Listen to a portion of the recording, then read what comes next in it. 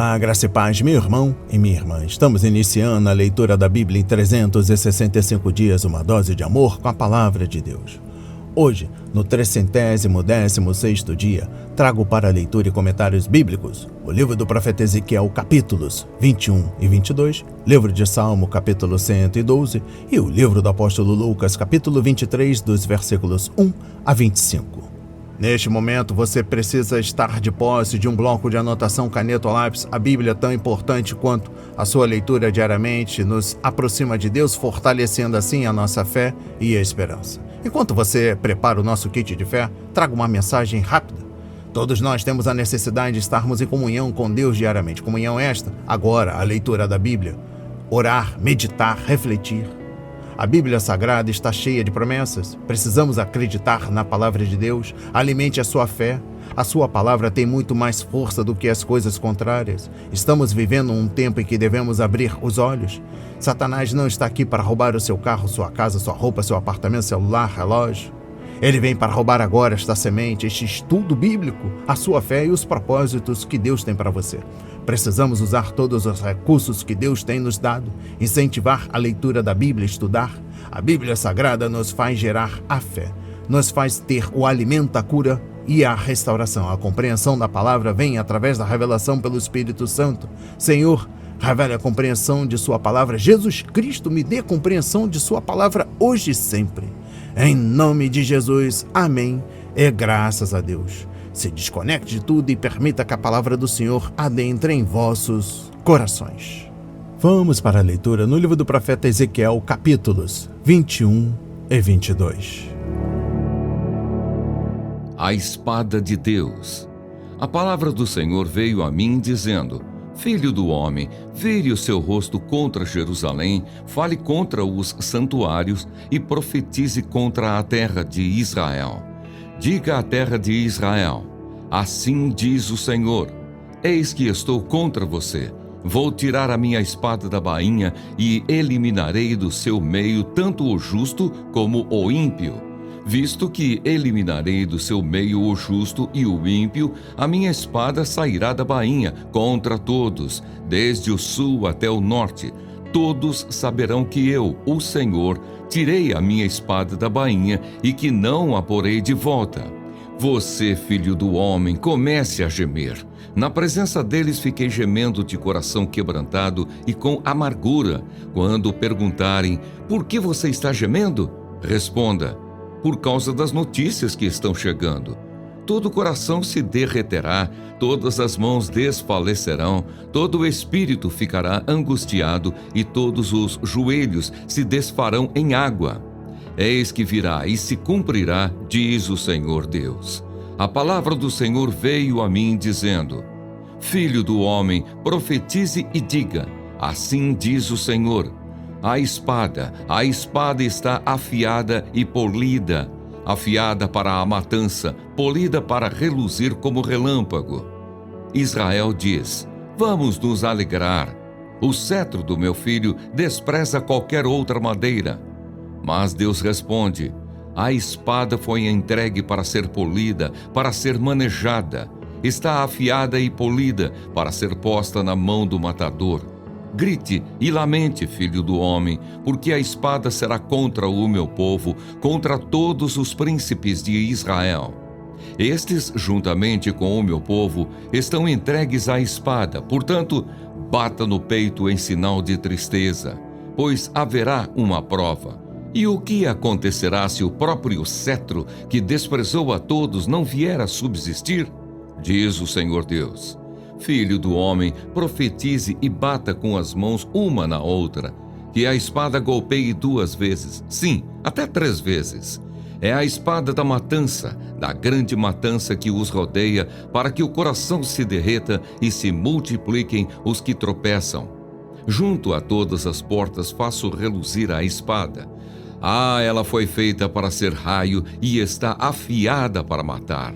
Ó espada, vire-se com toda a força para a direita, vire-se para a esquerda, para onde quer que a sua lâmina se dirigir. Também eu baterei as minhas mãos uma na outra e desafogarei o meu furor. Eu, o Senhor, falei. a espada do rei da Babilônia. A palavra do Senhor veio a mim dizendo: Filho do homem, trace 2 caminhos por onde a espada do rei da Babilônia poderá vir. Ambos devem sair da mesma terra. Faça um marco indicador e coloque-o na bifurcação do caminho para a cidade. Indique o caminho para que a espada chegue a Rabá dos filhos de Amon e a Jerusalém, a fortificada em Judá. Porque o rei da Babilônia irá parar na bifurcação, na entrada dos 2 caminhos, para fazer adivinhações. Sacudirá as flechas, consultará os ídolos do lar, examinará o fígado de um animal. Na mão direita estará a adivinhação sobre Jerusalém para dispor os aríates, para abrir a boca com ordens de matar, para lançar gritos de guerra, para colocar os aríates contra os portões, para levantar rampas e torres de ataque. Aos moradores da cidade, isso parecerá uma adivinhação falsa, pois eles têm em seu favor juramentos solenes. Mas Deus se lembrará da iniquidade deles, para que sejam presos.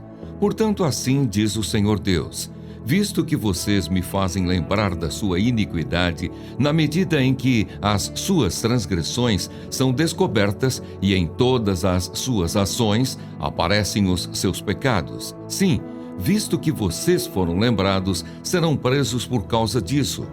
Quanto a você, profano e ímpio príncipe de Israel, cujo dia chegou no tempo do seu castigo final, assim diz o Senhor Deus: tire o turbante e remova a coroa.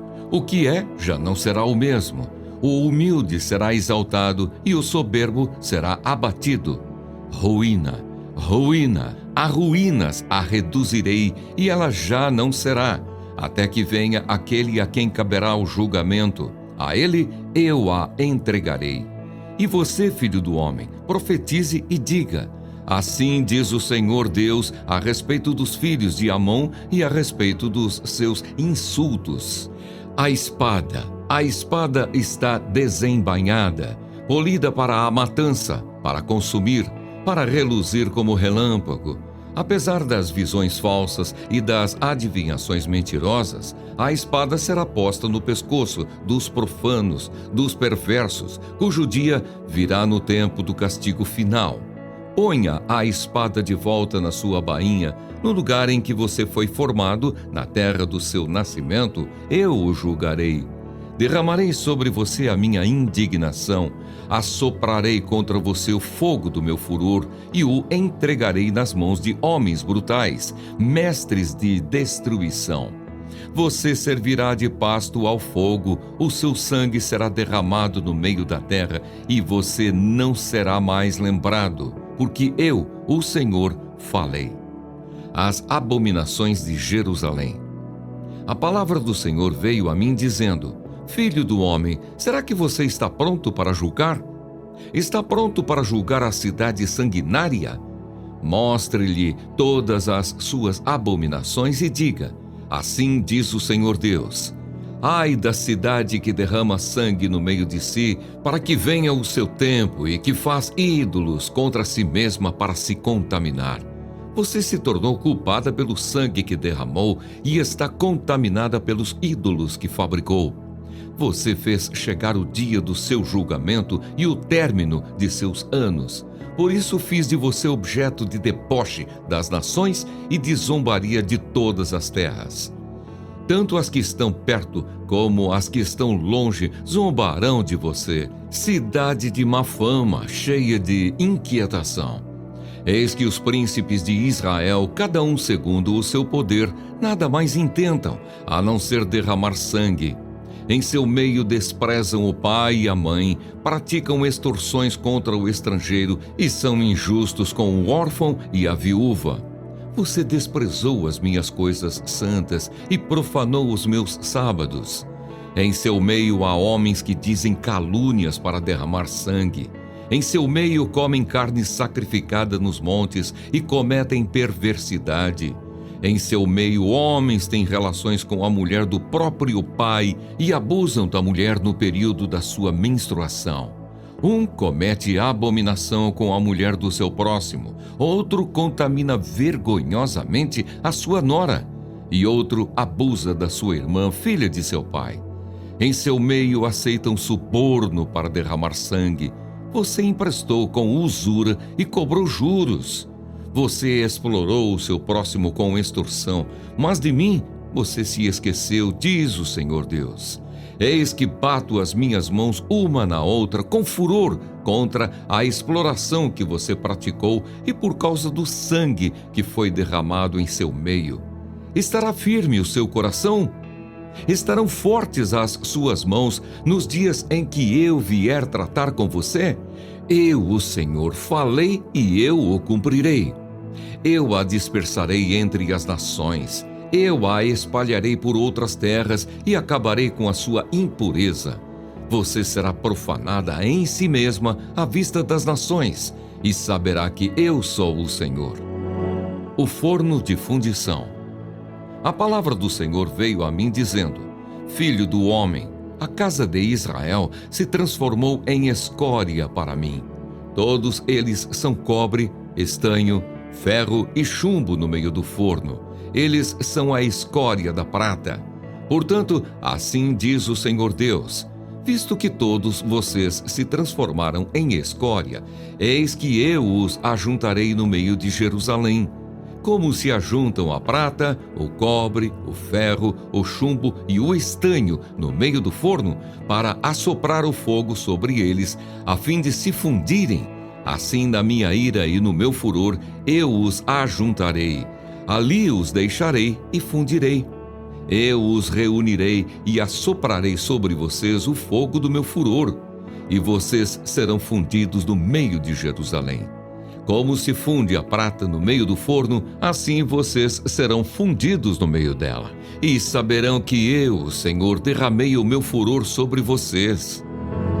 Os pecados das autoridades de Israel. A palavra do Senhor veio a mim dizendo: Filho do homem, diga a essa terra: você é terra que não está purificada e que não tem chuva no dia da indignação. Há no meio dela uma conspiração dos seus profetas. Como um leão que ruge, que arrebata a presa, assim eles devoram pessoas, se apossam de tesouros e coisas preciosas. Multiplicam as viúvas no meio dela. Os seus sacerdotes transgridem a minha lei e profanam as minhas coisas santas.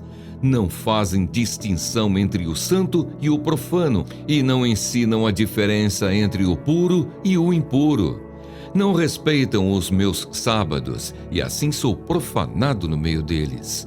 Os seus líderes no meio dela são como lobos que arrebatam a presa para derramarem o sangue, para destruírem vidas e ganharem lucro desonesto.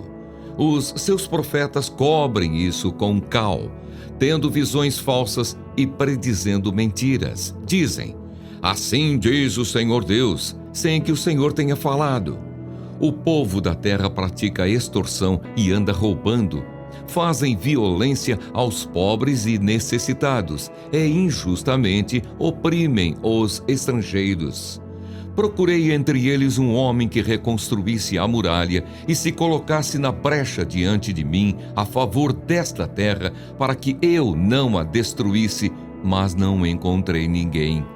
Por isso derramei sobre eles a minha indignação, e com o fogo do meu furor os consumirei. Farei cair sobre a cabeça deles o castigo que os seus atos merecem, diz o Senhor Deus. Amém. Compreendendo o livro do profeta Ezequiel, capítulo 21, trago a exposição bíblica dos versículos 1 a 7. A palavra espada é usada 18 vezes neste capítulo para representar a invasão e o ataque do exército babilônico. Deus estava de olho em 3 alvos: a terra de Judá, a cidade de Jerusalém e o lugar santo do templo. Infelizmente, alguns dos justos sofreriam com os ímpios, mas isso muitas vezes acontece em tempos de guerra. Exposição bíblica dos versículos 6 e 7. A esta altura, Deus ordenou a Ezequiel que fizesse outro sermão prático e o proferisse gemendo, como alguém que estava sentindo grande dor e tristeza. O Senhor o instruiu a que, quando as pessoas lhe perguntassem por que estava gemendo tanto, ele respondesse: por causa das notícias que estão vindo. Essas notícias eram sobre a queda de Jerusalém. Aquela previsão só se cumpriria em 8 de janeiro de 585 a.C., conforme capítulo 33, versículos 21 a 22, 5 meses depois que a cidade foi queimada, o que aconteceu em 14 de agosto de 586 a.C. Exposição bíblica dos versículos 8 a 17. Neste sermão prático, Ezequiel não só clamou e gritou, conforme versículo 12, mas também esmurrou suas coxas e bateu as mãos. Enquanto isso, o Senhor estava preparando o exército babilônico para, através dele, realizar seus planos. Exposição bíblica dos versículos 18 a 27. A mensagem desta passagem é que Deus conduz o exército. O Senhor queria que as forças atacassem Jerusalém, por isso determinou os feiticeiros e adivinhadores e cuidou para que os sinais deles apontassem para Jerusalém. Isso não significa que as adivinhações que fizeram foram precisas ou adequadas ao contexto, apenas que o Senhor usou aquela gente para cumprir seus propósitos. Continuando no capítulo 22, Deus disse que a cidade de Jerusalém e o templo seriam invadidos por gentios impuros que foram levados para lá pelo Senhor, porque o Senhor destruiria sua amada cidade e o templo, porque seu povo havia pecado e violado a aliança. Assim, não havia remédio para este povo. Ezequiel escreveu o verdadeiro caráter da bela cidade e citou alguns dos pecados que o povo em Jerusalém estava cometendo.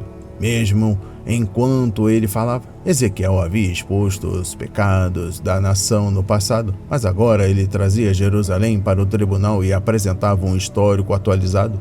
Palavras relacionadas com sangue ou sanguinário são repetidas 7 vezes no parágrafo e se referem à morte e à profanação. O profeta citou 2 pecados graves: o derramamento de sangue inocente, injustiça e a adoração de deuses estranhos, idolatria.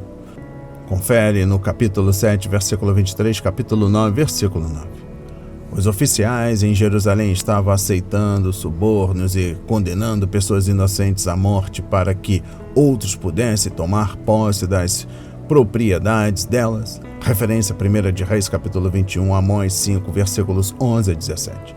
Estes juízes, em vez de agir com honestidade e defender a lei do Senhor, não tinham respeito por Deus nem pelos seres humanos feitos à sua imagem. Exposição bíblica dos versículos 6 a 12. Idolatria, injustiça e abuso de poder são comuns em nosso mundo hoje. Deus, em sua misericórdia, está retendo sua mão de juízo para dar aos pecadores oportunidade de se arrependerem e serem salvos. A verdade divina e os direitos humanos estão sendo ignorados, mas o dia do Senhor, porém, virá. Referência 2 de Pedro, capítulo 3, versículo 10. E os pecadores serão julgados com justiça pelo Deus onisciente. Compreendendo o versículo 9, como as pessoas podiam persistir nestes pecados e não serem julgadas pelos tribunais? Os tribunais eram dirigidos por juízes ímpios que não tinham vontade de absorver os inocentes ou punir os culpados. Os ricos eram beneficiados e os pobres explorados. Nada diferente nos dias atuais.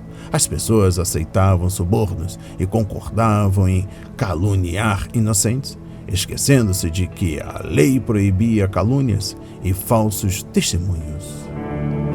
Exposição bíblica dos versículos 9.b ao versículo 11. Os pecados sexuais no meio do povo de Deus e nos chamados lares cristãos têm despertado igrejas e famílias, e muitas igrejas fecham os olhos para essas transgressões. A pornografia, seja na mídia impressa, seja na TV, seja na internet, é comum nesses dias e cada dia de forma mais ousada. Pessoas solteiras vivendo juntas, relações sem compromisso, uniões homossexuais e até troca de casais têm surgido no seio das igrejas evangélicas. O mundo terá poucas razões para responder à nossa mensagem se nossa vida não estiver de acordo com aquilo em que dizemos crer. Compreendendo o versículo 12, por que o povo escolhido de Deus estava levando uma vida tão pecaminosa? Vamos lá. Porque ele havia se esquecido do Senhor, um pecado que Moisés ordenou que fosse evitado, conforme Deuteronômio 4, versículo 9, versículo 23, capítulo 6, versículos 10 a 12, capítulo 32, versículo 18. As pessoas foram advertidas de se lembrarem de sua escravidão no Egito, bem como da graça de Deus em redimi-las, conforme Deuteronômio 5, versículo 15, capítulo 15, versículo 15, capítulo 16, versículo 12, capítulo 24, versículo 18. E, principalmente do Senhor, conforme Deuteronômio 8, versículo 18. As pessoas que se esquecem de Deus tornam-se, aos poucos, seu Deus. Daí, começam a desobedecer a palavra de Deus e a maltratar outras pessoas e a não dar valor aos dons do Senhor. O profeta Jeremias em Jerusalém estava acusando o povo do mesmo pecado. Referência a Jeremias 3, versículo 21. Exposição bíblica dos versículos 3 a 22. O primeiro ato de juízo de Deus seria a dispersão do povo. As pessoas ficariam exiladas na Babilônia e outras acabariam espalhadas pelas nações vizinhas, conforme versículos 15 e 16. Parte disso já havia acontecido. O segundo juízo seria o fogo, conforme versículos 17 a 22, a destruição de sua amada cidade do templo. O profeta descreveu uma fornalha com diferentes tipos de metais dentro dela, com a escória, referência versículo 18, sendo removida. Essa escória representava o povo de Jerusalém que pensava ser melhor porque não havia ido para o exílio. E eu encerro a compreensão do livro do profeta Ezequiel, capítulo 22, trago a exposição bíblica dos versículos 23 a 27. Os príncipes estavam agindo como animais, leões e lobos, famintos por suas presas. O pecado sempre humilha as pessoas e as deixa como os animais, referência a Salmos 32, versículo 9, Provérbios 7, versículos 21 a 23 e 2 de Pedro, capítulo 2, versículos 18 a 22. Aliás, em situações ainda pior do que a dos animais, aqueles homens abusavam de seu poder e destruíam pessoas inocentes apenas para adquirir mais riquezas. Deixaram viúvas pobres ao matar seu marido inocente e roubar suas riquezas.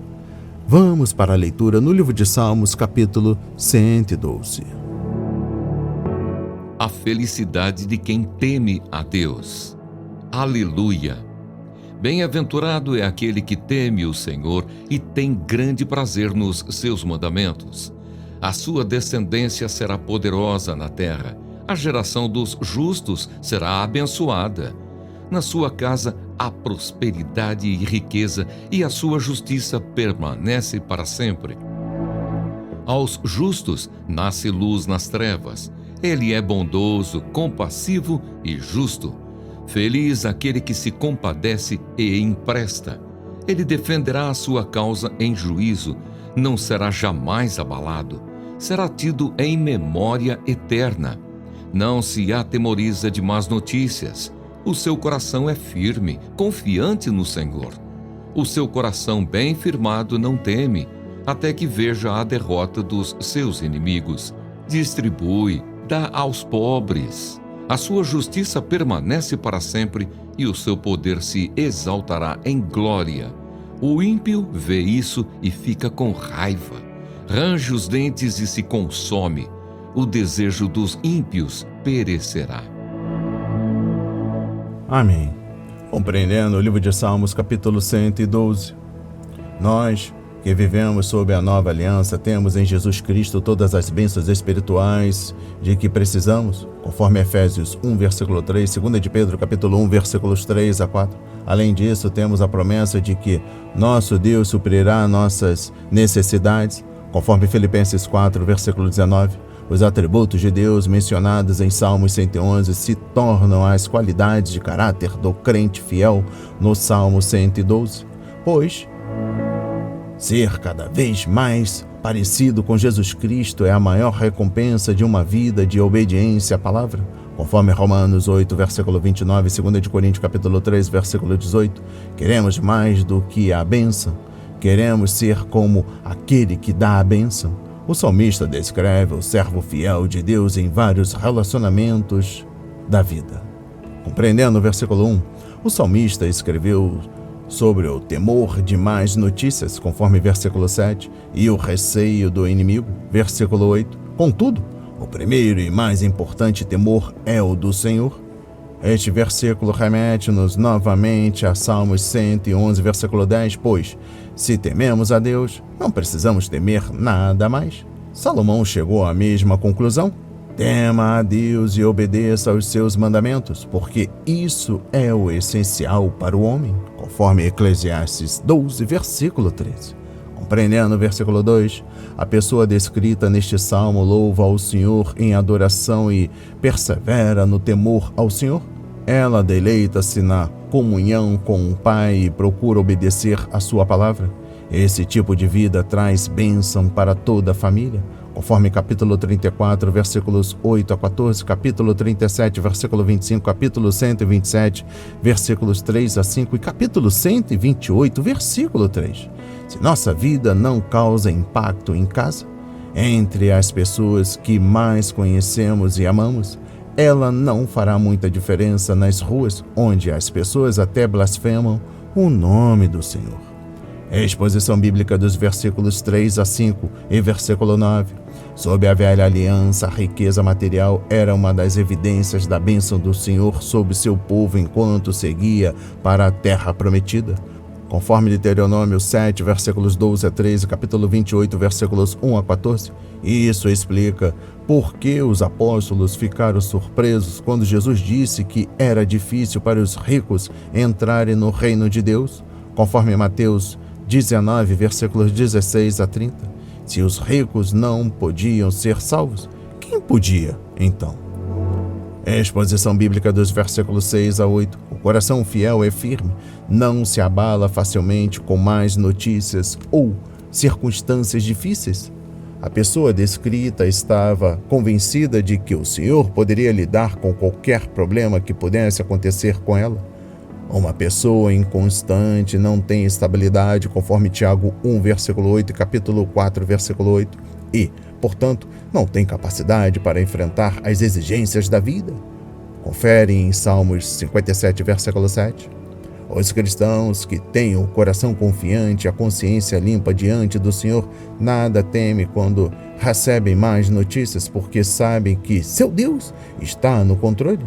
Se há escuridão ao seu redor, eles esperam que o Senhor envie a luz. Referência a Salmos 112, versículo 4. E eu encerro a compreensão do livro de Salmos, capítulo 112. Trago o versículo 10. Deus recompensa o prazer dos justos, conforme versículo 1, mas ignora os desejos dos ímpios, conforme versículo 10. E também capítulo 35, versículo 16 e capítulo 37, versículo 12. Aqueles que andam com o Senhor e vivem uma vida fiel são confrontados e odiados pelos ímpios, porque as boas obras dos fiéis são como luzes que revelam o mal no mundo. Referência a Mateus 5, versículos 14 a 16 e Efésios 5, versículos 1 a 14. O fato de que os ímpios se opõem aos fiéis é um bom sinal. Significa que os filhos da luz estão vivendo como deveriam. O testemunho de uma vida dedicada é um luzeiro na escuridão deste mundo. Tendo visto e ouvido o testemunho dos fiéis, os ímpios não terão desculpa quando estiverem diante do Senhor. Referência a João 15, versículo 22. Vamos para a leitura no livro do apóstolo Lucas, capítulo 23, versículos 1 a 25. Jesus diante de Pilatos. Levantando-se toda a assembleia, levaram Jesus a Pilatos, e ali começaram a acusá-lo, dizendo: Encontramos este homem pervertendo a nossa nação, impedindo que se pague imposto a César e afirmando ser ele o Cristo, o Rei. Então Pilatos perguntou a Jesus: Você é o rei dos judeus? Jesus respondeu: O Senhor está dizendo isso. Então Pilatos disse aos principais sacerdotes e às multidões: Não vejo neste homem crime algum. Mas eles insistiam cada vez mais, dizendo: ele agita o povo, ensinando por toda a Judeia. Começou na Galileia e agora chegou aqui. Jesus diante de Herodes. Quando Pilatos ouviu isso, perguntou se o homem era galileu. Ao saber que Jesus era da região governada por Herodes, e estando este em Jerusalém naqueles dias, Pilatos enviou Jesus a Herodes. Quando Herodes viu Jesus, ficou muito contente, pois havia muito queria vê-lo, por ter ouvido falar a respeito dele. Esperava também vê-lo fazer algum sinal, e de muitas maneiras o interrogava, mas Jesus não lhe respondia nada. Os principais sacerdotes e os escribas ali presentes o acusavam com veemência. Mas Herodes, juntamente com os seus soldados, tratou Jesus com desprezo.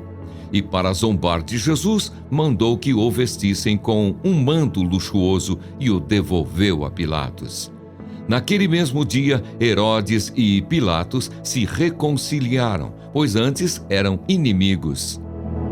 Jesus é condenado à morte. Pilatos então reuniu os principais sacerdotes, as autoridades e o povo e lhes disse: vocês me apresentaram este homem como sendo um agitador do povo, mas tendo-o interrogado na presença de vocês, nada verifiquei contra ele dos crimes de que vocês o acusam. Nem mesmo Herodes, pois o mandou de volta para cá. Assim é claro que ele não fez nada que mereça a pena de morte. Portanto, após castigá-lo, ordenarei que seja solto. E ele era obrigado a soltar-lhes um detento por ocasião da festa. Toda a multidão, porém, gritava: fora com este! Solte-nos Barrabás! Barrabás estava preso por causa de uma revolta na cidade e também por homicídio. Pilatos, querendo soltar Jesus, falou outra vez ao povo. Eles, porém, gritavam mais ainda: crucifique! Crucifique-o! Então, pela terceira vez, Pilatos lhes perguntou: que mal fez este? De fato, não achei nada contra ele para condená-lo à morte. Portanto, depois de o castigar, mandarei soltá-lo. Mas eles insistiam com grandes gritos, pedindo que fosse crucificado, e o clamor deles prevaleceu. Então Pilatos decidiu atender-lhes o pedido. Soltou aquele que estava encarcerado por causa da revolta e do homicídio a quem eles pediam. E quanto a Jesus, entregou-o à vontade deles. Amém. Compreendendo o livro do apóstolo Lucas, capítulo 23, dos versículos 1 a 25, o governador se mostrou indeciso no modo como conduziu o julgamento de Jesus. O Evangelho de João registra 7 movimentos de Pilatos saindo para falar com o povo e entrando para questionar Jesus. Conforme João 18, versículos 29, 33, 38, capítulo 19, versículos 1, 4, 9 e 13. Ele ficou procurando por uma brecha, mas não a encontrou. Pilatos entrou para a história como o homem que julgou Jesus Cristo, declarou 3 vezes que ele não era culpado, mas ainda assim o crucificou.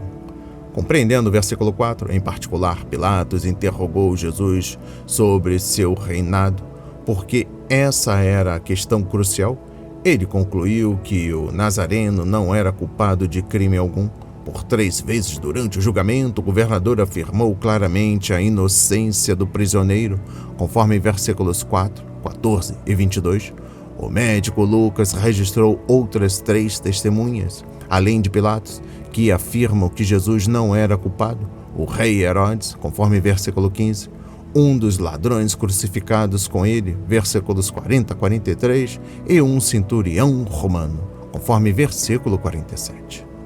Compreendendo o versículo 21, não é correto pensar que toda a população da cidade estivesse reunida diante de Pilatos pedindo o sangue de Jesus, embora uma multidão de curiosos tenha, sem dúvida, acorrido até ali. Foram primeiramente os líderes religiosos oficiais da nação e os sacerdotes chefes, em particular, conforme versículo 23, que gritaram a Pilatos pedindo que crucificassem Jesus. Portanto, dizer que as pessoas que chamavam Hosana na entrada de Cristo em Jerusalém poucos dias antes eram as mesmas que acabaram gritando crucifica-o na sexta-feira da Páscoa não é totalmente preciso. E eu encerro a leitura da Bíblia em 365 dias e também da compreensão do livro do apóstolo Lucas, capítulo 23, dos versículos 1 a 25. Trago o versículo 25. Pilatos era uma figura complexa. Ele disse abertamente que Jesus era inocente, mas, mesmo assim, permitiu que seus soldados batessem nele e o condenou à morte. O procurador romano questionou Jesus cuidadosamente, chegou a estremecer diante de suas respostas, porém, a verdade da palavra não fez diferença em sua decisão. Ele queria ser popular, não justo. Pilatos estava mais preocupado com reputação do que com caráter. Nada diferente dos dias atuais. Muitos pensam com suas reputações, popularidade em redes sociais, com o seu caráter diante de Deus. As palavras de hoje foram semeadas para as nossas vidas, para a honra e a glória do Senhor. Receba este alimento diário, não hesite, compartilhe. Deus está interessado na minha e na sua dor. Que Deus nos abençoe abundantemente.